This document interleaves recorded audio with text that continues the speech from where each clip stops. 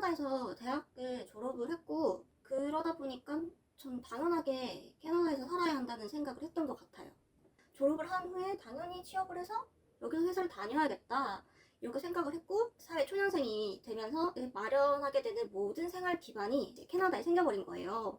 그러면은 이제 계속 살 수밖에 없어요. 무슨 관성처럼 살게 됐기 때문에 살게 됐다 이렇게밖에 말씀을 못 드릴 것 같은데, 당연하다고 생각을 했던 거고, 이제 뭐 캐나다 회사를 다니지 않는 지금에서도 이제 계속 살게 되는 것 같아요. 캐나다 영주권자고요. 국적은 당연히 한국입니다. 글을 쓰는 전공을 한 건 아니고 캐나다에서 인문학을 전공을 했는데, 개인적으로 흥미로워하는 과목들을 들으면서 되게 재밌게 공부한 것 같아요. 북미가 다 비슷할 건데 과자 종류가 그렇게 다양하지가 않아요, 생각보다. 감자칩과 쿠키 종류 이렇게 나눠지는데, 그래도 굳이 추천을 하자면 저 레이즈 케첩 맛이 있어요. 캐나다에만 기념품으로도 많이 사가시고 하거든요.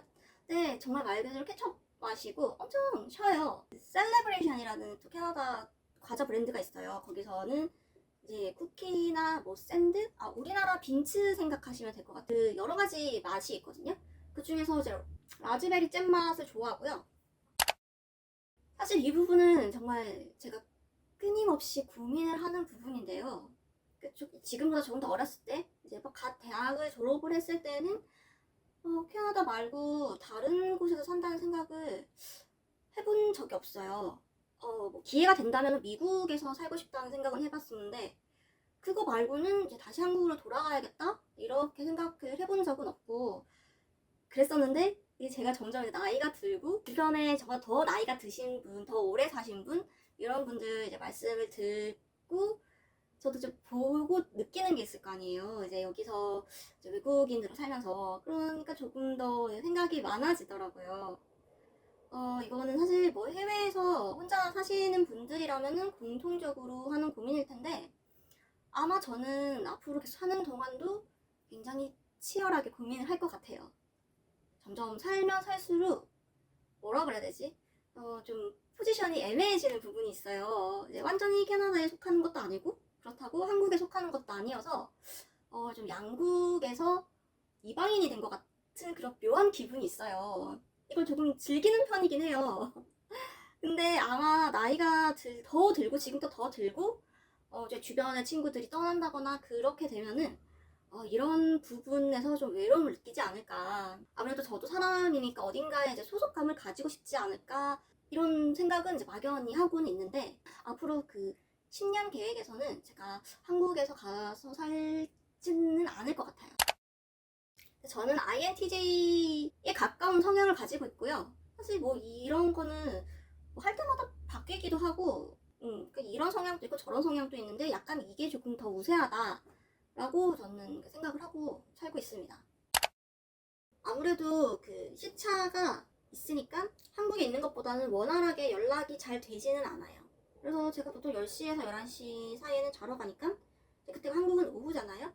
그렇게 되면은 그때 받는 연락들은 전부 다 이제 제가 다음날 확인하게 되는데, 뭐 아직까지는 그만큼 긴급을 요하는 연락은 없었던 것 같아요.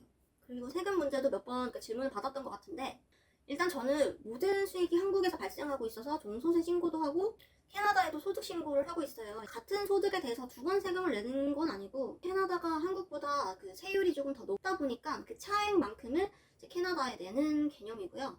저는 이제 뭐 회계사분께 전부 일임하고 있습니다.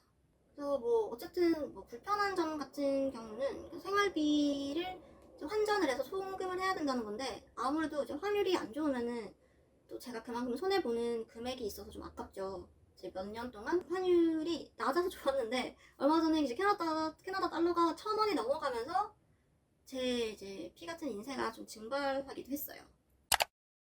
네. 사실 뭐 어릴 때부터 읽고 쓰는 거는 굉장히 좋아했고요. 또 제가 뭐 인문학을 전공을 했으니까 정말 많은 글을 읽고 정말 많은 에세이를 썼거든요. 근데 모국어가 아닌데도 불구하고 그렇게 뭐 남을 설득을 하는 에세이를 쓰는, 아니면 내 주장을 하는 에세이를 쓰는 게 힘들다는 생각은 안 해봤어요. 저 테디베어는 죽지 않아? 이거 읽었거든요. 저희 그 도서관에 한국 책이 있어서 읽어봤는데 굉장히 재밌게 잘 읽었고요. 아주 흥미로운 이제 사건도 흥미로웠고 그 설정이나 소재도 굉장히 흥미로웠어요. 장르별로 얘기를 하려면은 아무리 해도 모자라는데 그 중에서도 가장 제가 좋아하는 웹소설은 전지적 작가 시점은 제가 밥도 안 먹고 잠도 안 자고 그렇게 봤던 인생작입니다. 이거는 영상에서 한번 짧게 언급을 했었는데 제가 이제 또 헤비 독자기도 하고 또 일러 그리면서 이제 웹소설 쪽과 일하기도 하니까 써보고 싶다는 생각은 했었거든요. 독자 경력이 길었기 때문에 아예 제로 베이스는 아니었고 그런 이제 기본적인 장르에 대한 이해는 가지고 있었거든요. 뭘 한번 시작하려면은 또 공부하는 거 좋아해가지고 그 웹소설 생태계를 이제 한동안 열심히 공부를 했었어요. 첫 작품은 완전 정석대로 했었어요. 정석대로 이제 무료 연재하고 그다음에 투도 쳤고 그다음에 완전 망했고 그 좀 이제 심해 가라앉아 있었고 그래서 이제 투고를 해서 출간을 했고요. 출간하기 전에는 이게 마지막으로 하고 그냥 안 하려고 했어요. 안 하려고 했는데 근데 다행히도 무료 연재가 심해였던 거에 비해서 상업 성적이 좋았기 때문에 다른 계약도 이제 좀 하게 되고 어쩌다 보니 이렇게 글을 쓰면서 살고 있게 됐습니다. 이제 출간하고 출간 예정인 것까지 다 하면은 총 14작품이고요. 중간에 이제 출간을 하지 않고 선에서 습작을 해버린 것도 제법 많죠. 이제 현대 로맨스와 BL을 적절한 비율로 섞어가면서 쓰고 있습니다. 웬만하면은 4작품 정도는 출간을 하려고 노력하는 편이에요. 그 읽기는 모든 장르를 다 읽거든요. 로맨스는 당연하고 판타지도 좋아해서 판타지도 엄청 많이 읽고 뭐 환무, 뭐 현판, 로판 당연히 다 읽어요. 다 읽는데 가장 이제 오랫동안 읽었던 장르가 BL이라서 저한테는 좀 더 친숙하고 편하죠. 좋아하기도 하고요. 아니 번아웃이 왜 없겠어요. 당연히 있죠. 당연히 있고 이제 이게 크게 오느냐 작게 오느냐 그 문제지 그럼 자잘한 슬럼프나 번아웃은 늘 있는 것 같아요. 번아웃인지 아닌지부터 저는 이제 판단을 해요. 그냥 쓰기 싫어서 그런 건지 아니면은 정말 지쳤는지. 전자 같으면은 그냥 하루 맛있는 거 먹고 푹 쉬고 그러면은 어느 정도 이제 리프레시가 되거든요. 후자 같은 경우면 이렇게 되는 거예요. 그래서 그 사태의 심각성을 이제 좀 빨리 깨달으면 깨달을수록 제가 대처하기가 좀 더 좋더라고요. 저 같은 경우는 이제 계약을 줄줄이 해놓거든요. 그렇게 계약이 잡혀 있으면은 마감 역시도 이제 줄줄이 잡혀 있는 건데 그렇게 슬럼프가 와서 며칠 아니면 길게는 몇 주 동안 글을 못 쓰면은 결국 힘든 건 나예요. 그거를 몇 번씩이나 예전부터 이렇게 겪어봤기 때문에 그 원인을 찾아야 돼. 일단은 원인을 찾아서 그걸 없애줘야 되거든요. 남이 해줄 수가 없어요. 내 자신을 내가 제일 잘 아니까 내가 왜 번아웃이 왔는지도 저만 알고 있거든요.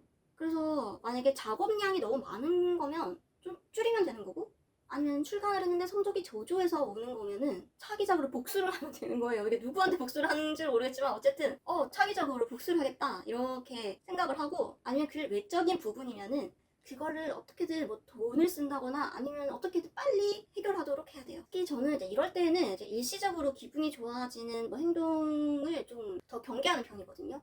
뭐 충동적으로 소비를 한다거나 길게 보면은 도움이 전혀 되지 않아요. 저 같은 경우는 이제 뭐 스트레스 해소법 이런 말을 잘 안 믿는데 그 이유가 그 스트레스를 받는 원인이 제거가 되지 않으면은 그 스트레스가 계속 남아있는 거예요. 그걸 빨리 해결해야지 그 스트레스도 없어지는 거지. 그 해소는 정말 말 그대로 그 잠깐의 스트레스를 해소시켜주는 것 뿐이지 근본적인 원인은 해결해주지 않는다. 그래서 그 원인을 빨리 찾아서 내가 해결하도록 노력해야 된다. 그게 저의 그 번아웃이나 슬럼프 해결 방법입니다. 당연히 있었죠. 뭐 다른 작가분들도 마찬가지겠지만 뭐 이건 된다 했던 것도 아주 망했던 적이 있고 이게 될까? 했던 게 의외로 잘 됐던 적이 있어요. 특히 이제 오래 붙잡고 있었고 자료조사도 엄청 열심히 했던 작품이 망하면은 멘탈이 아무래도 좀 영향을 받죠.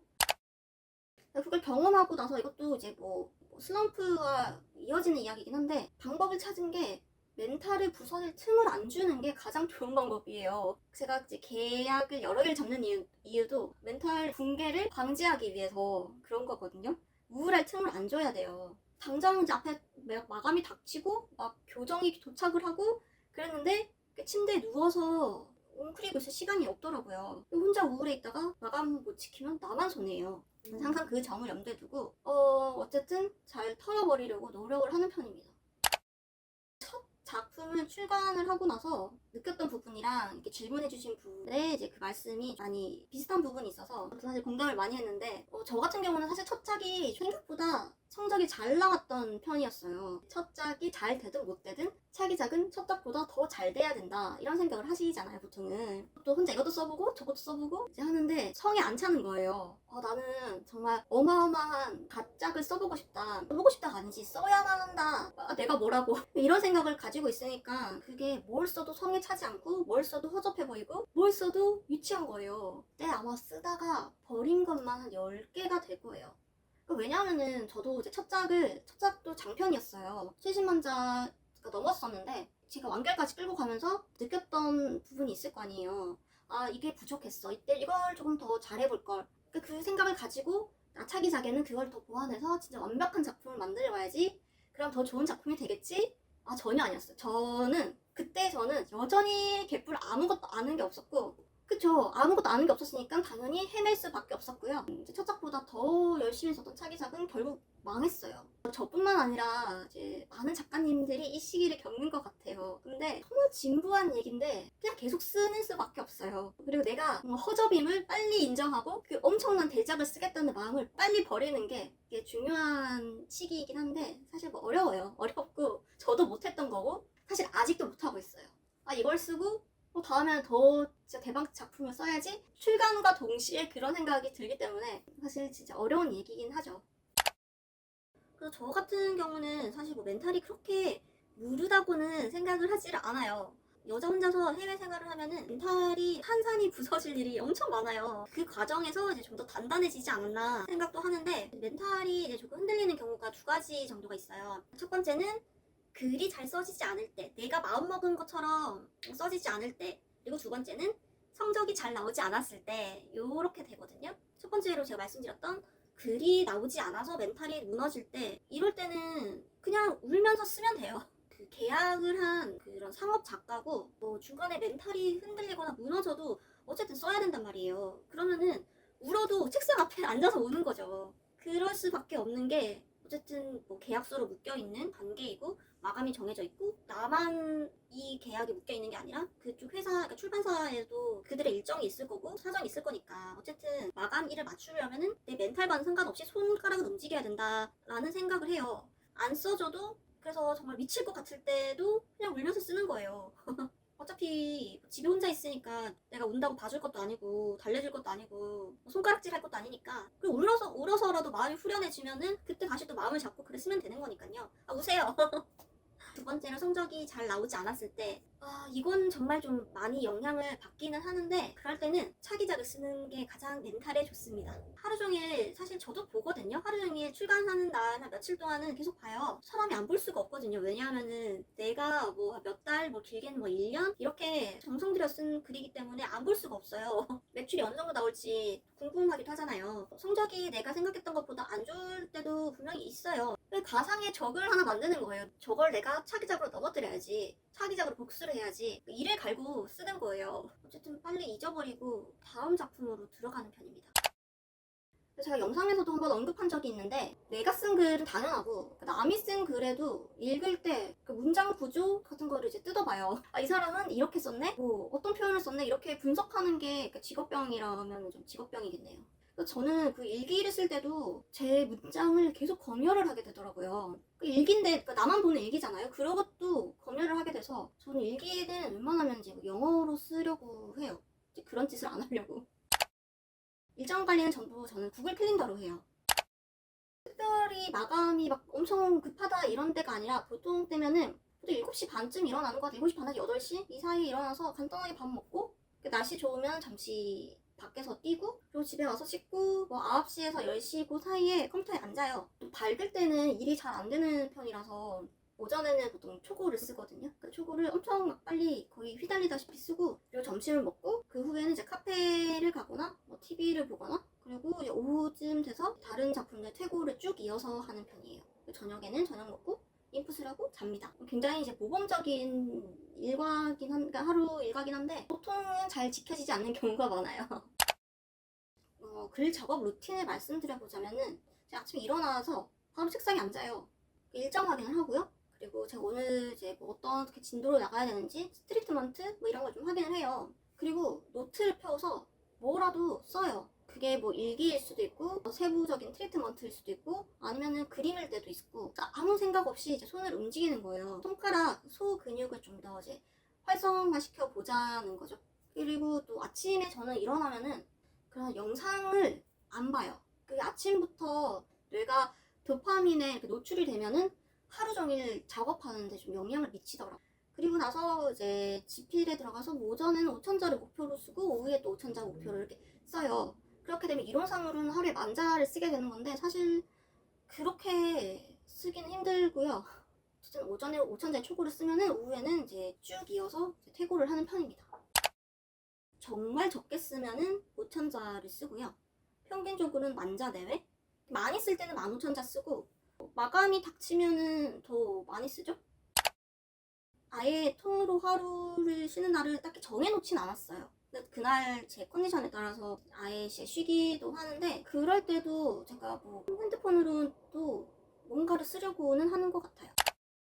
저는 일단 무병장수가 인생 전체를 관통하는 목표고요. 사실 몸 건강하게 오래 살고 싶어요. 얼마 전에 이제 좀 크게 아팠던 적이 있어가지고 그 이후로는 건강에 관해서 많은 생각을 하게 되더라고요.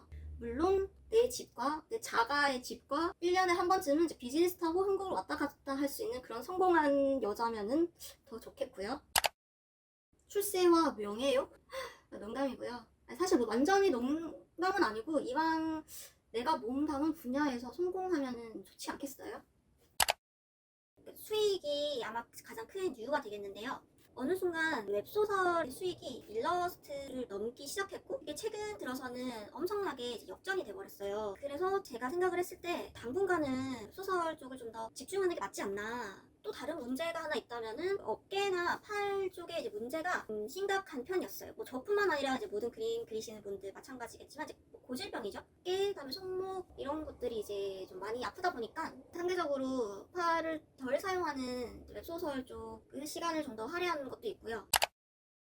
제가 생활비 영상을 올린 적이 있어요. 한 달에 숨만 쉬고 살았을 때 밴쿠버에서 어느 정도의 생활비를 지출을 하게 되는지 정리를 해놓은 영상이 있거든요. 이상 숨만 쉬었을 때 300만 원 이상이 지출이 된다고 이제 말씀을 드렸는데 한마디로 말씀을 드리면은 이제 생활은 충분히 가능하고요. 제가 뭐 한 달에 얼마를 번다 이렇게 정확히 말씀을 드릴 수가 없는 게 웹소설 같은 경우는 아주 들쑥날쑥해요. 다음 달에 뭐 얼마가 들어올지 저도 알 수가 없어요. 생활비를 제외하고 뭐 예를 들어서 쇼핑이라든지 아니면 여행이라든지 한국에 1년에 한 번 정도 왔다 갔다 할 수 있는 그리고 한국에서 체류비 뭐 이런 것들을 쓰기에는 부족함이 없다라고 이제 말씀을 드릴 수 있을 것 같아요. 밴쿠버가 리빙 코스트가 높은 편이긴 하거든요. 그럼에도 불구하고 제가 돈 때문에 뭔가를 이제 포기를 한다거나 뭔가를 안 한다거나 이랬던 적은 거의 없는 것 같아요.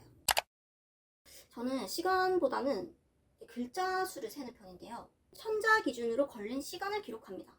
제가 초고를 천자 쓰는데 적게 걸리면 보통 한 12분?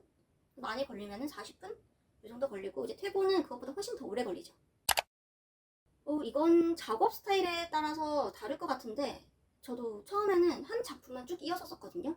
그런데 분명히 막히는 부분이 와요. 이게 안 올 수가 없어요. 그럼 일단 멈추는 게 중요한데 근데 이제 문득 이 시간들이 너무 아깝다는 생각이 들더라고요. 그래서 그 시간에 그냥 다른 걸 쓰자 하고 이제 다른 걸 써요. 그럼 그 다른 것도 막힐 거 아니에요. 언젠가는 막혀요. 그럼 다시 그 원래 작품으로 돌아가서 그걸 좀 찬찬히 읽어보면 이제 막혔던 부분이 풀리는 경우가 저는 좀 많아요. 적어도 2개? 보통은 3개 정도를 항상 돌려 쓰고 있는 편이에요. 요즘은 제가 작업량이 폭발을 해서 최대한 이제 손가락에 무리가 안 가게 한무무 35g을 쓰고 있고요. 보통 때는 그냥 뭐 쿠팡에서 산 멤브레인 쓰거나 아니면 저 키크론 기계식 키보드 쓰고 있어요. 한무무 같은 경우는 확실히 손가락에 무리가 덜 가긴 하는데 저는 그거 아직도 적응 중이에요. 손가락 올려놓기만 해도 이음이 한 5천만 개 찍혀 있어요. 그래서 저는 개인적인 취향으로는 무게감 있으면서 좀 쫀득쫀득하고 반발력 있는 이제 타건감을 좋아하는데 관절 이제 나락가기가 딱 좋아가지고 아직 시도는 못 해보고 있고 좋은 거 있으면은 추천해주시면 참 감사하겠습니다. 이건 영상으로도 제가 한번 다뤘었는데 저는 구글 독스를 메인으로 사용하고 있어요. 동기화가 엄청 잘 돼요. 컴퓨터, 노트북, 아이패드, 핸드폰으로 불편함 없이 바로바로 글을 쓸 수 있고 바로 수정을 하게 되면은 이제 다른 기기에서도 이제 동시에 적용이 되고 무엇보다 이제 따로 저장을 안 해도 되는 게 진짜 편하거든요.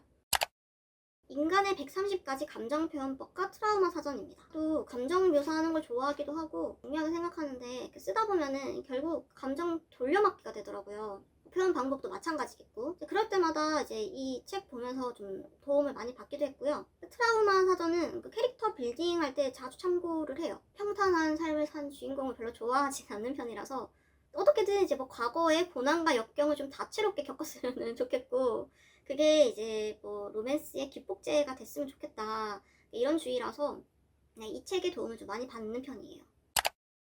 이건 저 같은 경우는 조금 특수한 경우잖아요. 웹소설을 쓰는 게 아니면은 한글로 글을 쓰는 일이 거의 없는데 그렇게 되다 보니까 저는 어휘력의 수준이라는 게 어느 지점에서 머물러서 더 이상 이제 발전이 안 되더라고요. 언어라는 게 쓰지 않으면 전부 잊어버리게 돼요. 그게 제 모국어여도 마찬가지고. 그래서 저는 단어를 저희가 영어 단어 공부하듯이 그렇게 써서 좀 외우는 편이에요. 영어 단어랑 마찬가지 외우지 않으면은 그걸 제때제때 기억을 할 수가 없기 때문에 문장, 단어 이런 식으로 좀 외우는 편이거든요. 네, 외우세요. 인풋을 하다 보면은 이제 내가 잘 사용하지 않는 그런 단어나 표현법들이 있는데 그거를 써놓고 그냥 영어 단어 외우듯이 외우면은 제가 글 쓸 때도 그게 딱 생각이 나거든요. 그렇게 저는 하고 있습니다.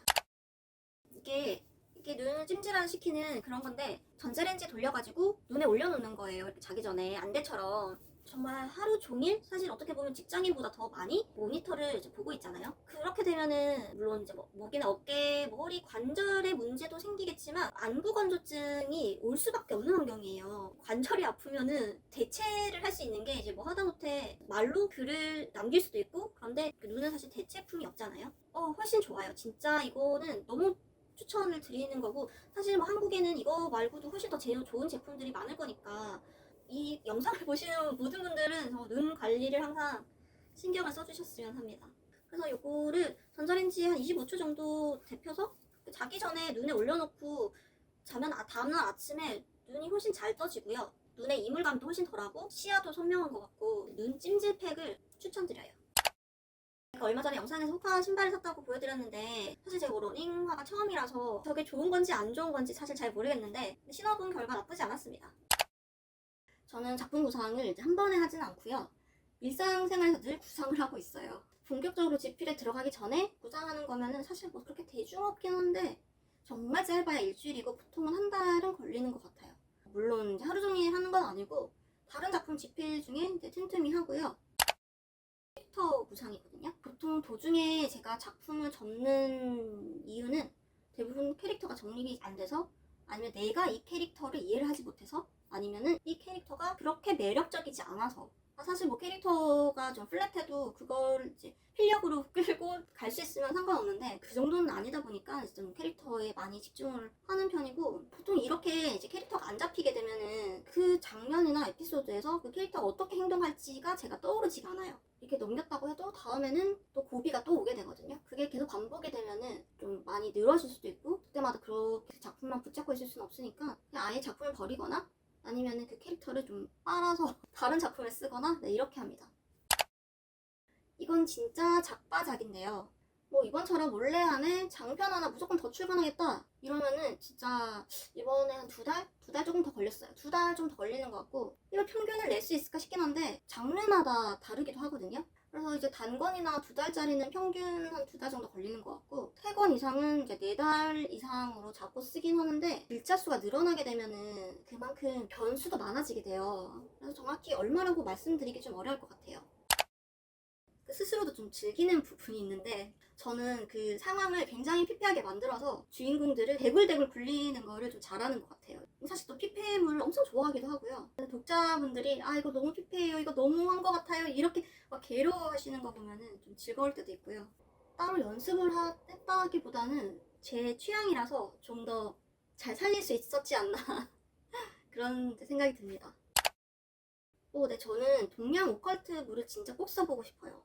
또 개인적으로 좋아하는 장르기도 하고 여기에만 좀 매달리고 싶거든요. 그래서 처음부터 자료조사부터 시작해서 집필까지 진짜 한 시간이 얼마나 걸리든 뭐 성적 이런 거 상관없이 한번 집중을 한번 확 해보고 싶다 네, 이런 장르가 저는 이제 동양 오컬트물. 저는 사실 자료 조사를 좋아해요. 자료 조사를 어떤 식으로 하냐면은 시험 공부하듯이 하는 편이거든요. 제가 이제 새로운 캐릭터를 만들어내야 되고 그 캐릭터의 삶을 제가 살아본 적도 없고, 그렇지만 그거를 이제 위화감 없이 만들어내려면은 적어도 그 분야에 대해서는 조금 더 잘 알고 있어야 할 거고요. 자료 조사를 빡빡하게 하는 편이긴 해요. 일단 자료 조사를 시작하겠다 하면은 가장 먼저는 관련 책을 먼저 찾아보고요. 요즘은 유튜브에 브이로그가 엄청 잘 돼 있어요. 각종 직군별, 직업별 다양한 분들께서 이제 브이로그를 해주시고 있기 때문에 그분들 브이로그를 보고요. 그 다음에 조금 더 전문적인 그런 게 좀 필요하다 그러면은 이제 논문까지도 보고 있고요. 그거를 이제 제가 다 종합해서 하나의 문서로 만든 다음에 이게 내 캐릭터와 결합이 되면은 어떤 장면을 뽑아낼 수 있겠다, 그런 것도 좀 보고요. 그 전체 집필 과정 중에 그 과정이 가장 재미가 있어요. 리뷰에 독자분들이 현직자냐, 지금 이 직업을 가지고 있는 사람이냐, 아니면 이 관련 분야에 종사를 하느냐, 이렇게 말씀을 해주실 때가 가장 뿌듯함을 느끼죠. 사실 저는 소재가 좀 시도 때도 없이 이제 떠오르는 편이거든요. 제 그 차기작 폴더에 캐디랑 소재만 이렇게 튼 정도로만 써놓은 게 진짜 수십 개는 돼요. 혼자 있는 시간이 많으니까 머릿속으로 계속 생각하기도 하고, 그런데 보통은 대부분 인풋을 하면서 그 소재나 영감을 많이 얻는 것 같아요. 특정한 캐릭터의 직업이나 키워드에 꽂히는 경우가 제일 많고요. 그렇게 되면은 당장 자료를 조사하는 걸 이제 들어가겠는데, 그 과정에서 에피소드나 캐릭터 특성 같은 걸 좀 많이 주워오는 것 같아요. 저는 일단 직업과 키워드부터 정하고요. 그리고 나서 결핍과 목적을 설정해요. 그렇게 되면은 나머지는 좀 알아서 따라오는 것 같아요. 그 사람의 일대기를 놓고 봤을 때 왜 그런 결핍을 가지게 되었고 왜 그런 목표를 설정하게 되었는지 설명을 하려면 개연성이 필요하잖아요. 그 개연성을 만들어주기 위해서 또 설정들이 이제 계속 따라와야 될 거고, 그 과정에서 이제 그 결핍을 채우거나 아니면 그 목표를 달성하는 데 있어서 이제 두 주인공이 서로가 서로에게 어떻게 영향을 주는지도 고려하게 될 거고요. 그리고 또 이 과정에서 갈등이 일어날 수도 있고 서로에게 반하는 계기가 또 될 수도 있고, 여러 가지로 이제 쓰일 수가 있기 때문에 저는 일단은 가장 중요하게 생각하는 거는 결핍과 목표, 이 두 가지입니다. 일단 허위 매물을 어떻게 해야 내 작품을 잘 팔 수 있을지, 세일즈 포인트를 잘 잡는 게 중요하고요. 근데 저는 아직도 이걸 잘 못해요. 잘 못해서 이제 나중에 잘 하게 되면 알려드리겠습니다. 제가 인풋을 그렇게 많이 하는 편은 아닌데, 많이 해야 되는데 사실 시간이 그렇게 많이 없죠. 그래서 웹소설 같은 경우는 이제 자기 전에 누워서 볼 수 있을 만큼만 보고 그때그때 형광펜을 칠하고 그 형광펜을 왜 칠했는지 메모를 꼭 남겨놔요. 다음날 아니면 나중에라도 그걸 정리를 할 수 있으니까. 그 웹소설에서는 제가 잘 쓰지 않는 표현, 대사를 중점적으로 보는 것 같아요. 영화나 드라마, 애니도 보는데 영상물에서는 그 연출을 보는 것 같아요. 저 장면에서는 어떻게 연출했는지, 카메라 구도도 좀 보고요. 그 연기자의 몸짓이나 표정, 그 근육을 어떻게 쓰는지 그런 것도 좀 봐요. 그 소설에서 장면 묘사나 그 신체 변화의 묘사 이런 걸 할 때 좀 도움이 되더라고요. 그리고 이제 애니 같은 경우는 그 만화적 연출이 되게 직관적이에요. 그래서 그것도 이제 좀 도움이 돼가지고 이제 좀 좋아하는 편이에요. 잘 쓰게 됐다기보다는 정말 많이 써요. 많이 쓰고 굳이 웹소설 아니더라도 뭔가를 끊임없이 쓰는 것 같아요. 에세이 쓰는 것도 좋아했고, 글을 쓰는 과정, 그리고 행위, 그리고 글을 쓰기 위해서 내가 습득하는 지식들, 그리고 그 지식을 습득하기 위해서 자료를 찾는 그 과정들, 이런 걸 좀 즐기는 것 같아요. 정작 글자 수를 늘려가는 그거는 사실 좀 괴롭긴 한데, 그게 아니라 그냥 전체적인 과정만 두고 봤을 때는 이 글쓰기 자체를 즐거워하기 때문에 그런 게 아닐까. 줄거리가 막힐 때는 보통은 인풋을 하고요. 아니면은 다른 작품을 씁니다. 일단 타이머를 활용을 하고 있고요. 근데 이제 뽀모도로 이건 잘 맞지 않는 것 같아서 그냥 윈도우에 기본으로 탑재되어 있는 타이머를 쓰거든요. 타이머를 켜요. 타이머를 켜고 시간으로 끊는 게 아니라 전 이제 글자 수로 끊는 편인데, 보통은 이제 작업 기록표에 천자 단위로 끊어놓거든요. 그러면 제가 천자를 쓰면은 이제 글쓰기를 멈추고 그 다음에 시간과 글자 수를 기록을 해요. 제가 천자를 쓰는데 얼마나 시간이 걸렸는지를 제가 알 수 있을 텐데, 그렇게 하면은 조금 시간에 쫓기지 않아서 더 집중을 할 수 있는 것 같아요. 저 같은 경우는. 그렇게 해도 집중이 잘 안 된다 싶을 때는 일단 글쓰기를 그만두고 남의 글을 읽어요. 그렇게 읽다가 보면은 어떤 생각이 드냐면, 아, 나도 이런 글을 쓰고 싶다. 이런 엄청난 글을 쓰고 싶다. 그러면 내 안에 있던 그런 출세욕과 그런 욕망들이 끓는단 말이에요. 그러면은 자연스럽게 다시 책상 앞에 가서 앉게 돼 있어요. 그러면은 자연스레 집중이 되고, 저는 뭐 산책 이런 것도 해봤는데 크게 도움이 안 되더라고요. 나갔다 오면은 피곤해서 일단 눕게 되고 잘된 작품들을 보면서 자극을 받는 게 훨씬 집중력 향상에 좋은 것 같아요. 그리고 웬만하면은 소음을 좀 차단하는 편이에요. 소음에 좀 민감해가지고. 그래서 노이즈 캔슬링 그 헤드폰을 끼고 최대한 소음을 제거한 상태에서 글을 씁니다. 이거는 드라마화가 돼도 좋겠다라고 생각했던 오피스물이 있어요. 누구 어떤 배우님이 됐으면 좋겠다. 그리고 사실 뭐 말할 그건 아닌 것 같고, 그 캐릭터 빌드업을 할 때 조금 참고를 했던 배우는 있는데 이제 여기서 공개적으로 말씀드리기 너무 좀 수치스럽고 그래서 일단은 정확한 이름은 드리지 않겠습니다. 일단은 제가 독자로서 있었을 때는 그 웹소설 읽는 게 정말 즐거웠거든요. 재미를 쫓아서 읽는 거니까 당연히 재밌을 수밖에 없는데, 그 웹소설 작가가 되고 난 다음부터는 그걸 재미로만 볼 수는 없게 됐다는 점, 그게 조금 아쉬워요. 왜냐하면은 어쨌든 제가 그 인풋을 함으로써 얻어가야 되는 게 있기 때문에 그걸 얻기 위해서는 이제 분석을 할 수밖에 없고, 그렇게 되면은 이제 재미가 뒷전이 되는 수밖에 없는데, 그래서 제가 그 웹소설을 쓰고 독서량이 엄청 줄었어요. 필요할 때만 이제 보게 되고, 그래서 그 부분은 이제 독자로서의 그런 재미를 잃은 건 좀 안타까운 것 같아요. 제가 만약에 지망생 시절로 돌아간다면 조금 더 웹소설 시장에 대해서 공부를 더 하고 들어왔을 것 같아요. 키워드는 당연할 거고, 제가 좋아하는 거 위주가 아니라 좀 인기작을 조금 더 인풋을 했으면 하는 생각이 있고요. 저뿐만 아니라 다른 작가님들도 말씀을 많이 해주셨는데, 일단 많이 써보기? 일단 완결을 내보기. 이게 뭐 단편이든 장편이든 그 완결 경험이 주는 것들이 이제 사실 무시하지 못하거든요. 네, 그래서 일단은 시장조사, 그리고 많이 써보기, 그리고 완결 내보기. 요거는 정말 꼭 해보시라고 말씀을 드리고 싶어요.